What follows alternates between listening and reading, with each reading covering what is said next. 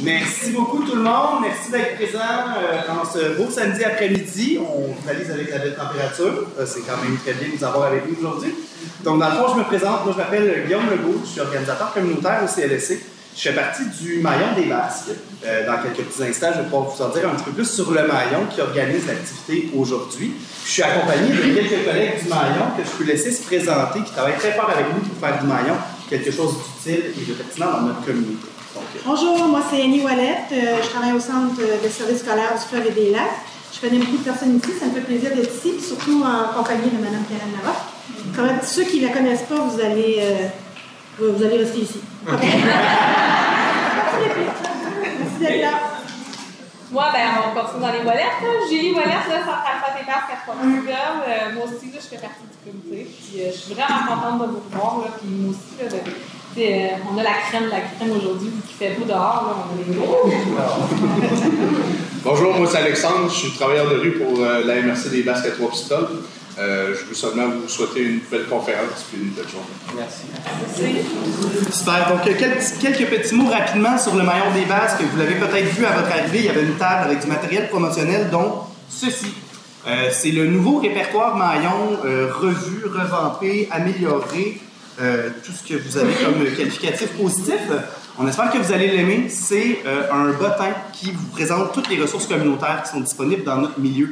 Donc, si vous avez des questions, si vous-même ou un proche, un collègue, un parent, un ami ou vous pensez qu'il pourrait avoir besoin d'aide, c'est un outil super efficace pour retrouver rapidement de l'information.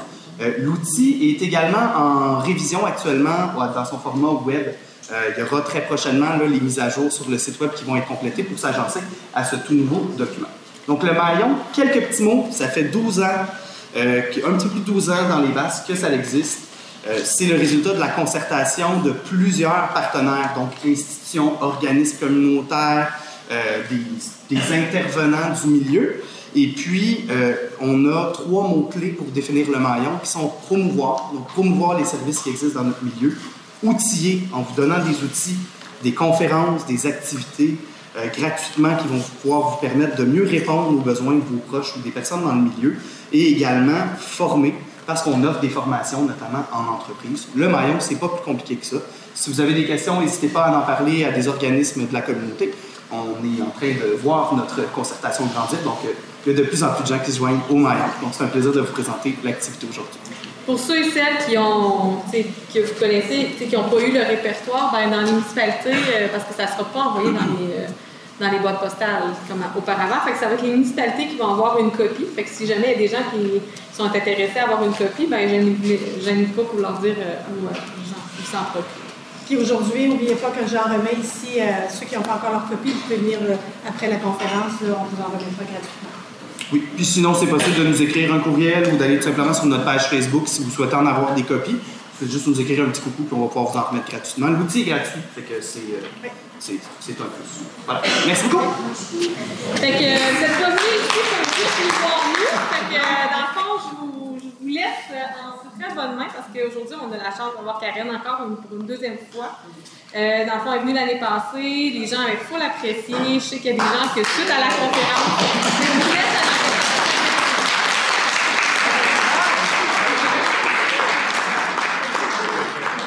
Hey, bonjour, là, si je me pratique, il y a un X là, je ne peux pas dépasser là. Ça me fait super plaisir d'être là avec ça. Qui me rencontre pour la première fois? Oui, mais je vais prendre le temps. Oui, en fait, ça, on fait ça. Je vais prendre le temps de me présenter pour ceux qui ne me connaissent pas. Donc, je suis Karen Larocque. Moi, je suis. Qu'est-ce que je suis là? Je suis plein d'affaires. Mais entre autres, je suis une ex-psychologue. Moi, j'ai été psychologue pendant 17 ans, de 2000 à 2017.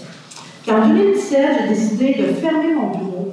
En fait, j'ai décidé plutôt que de travailler à faire disparaître les problèmes psychologiques, j'avais plus envie de faire apparaître la santé psychologique.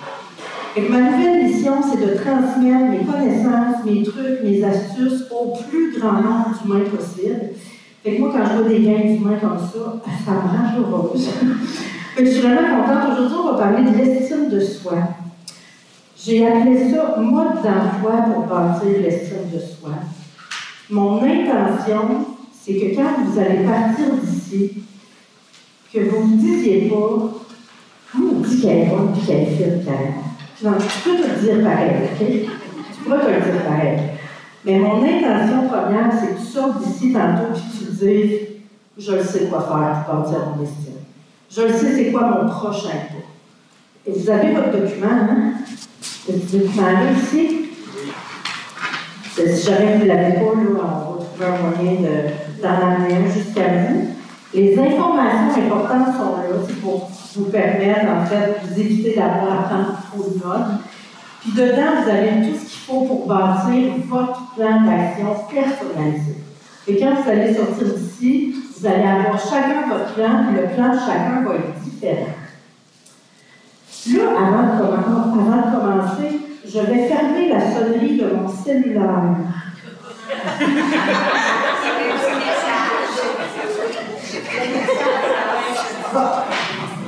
Ça, je dis bien.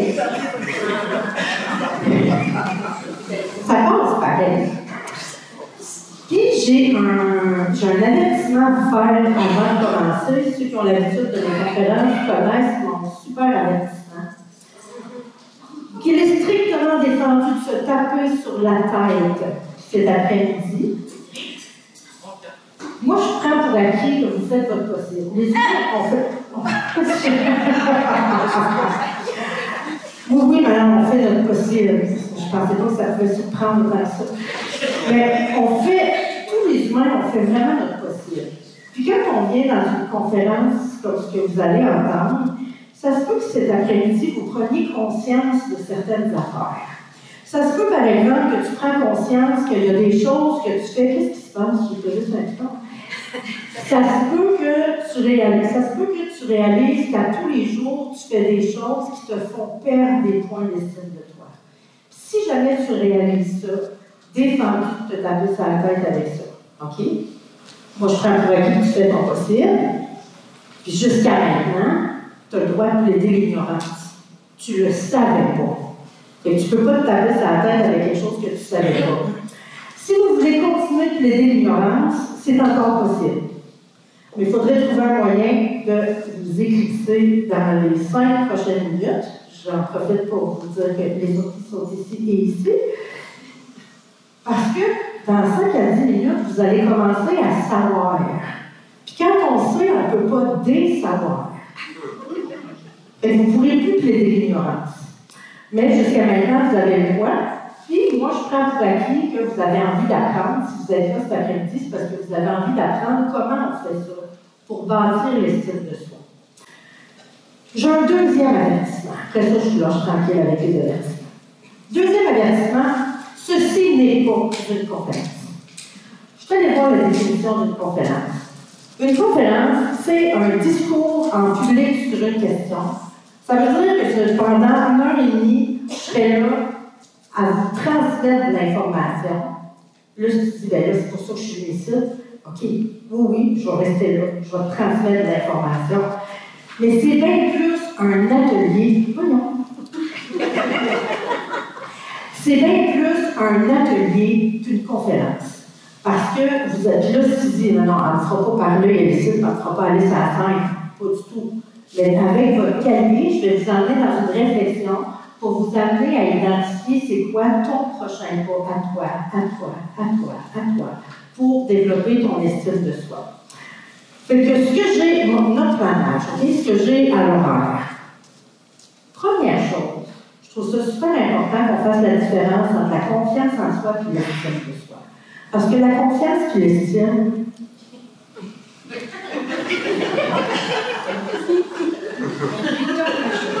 c'est étrange.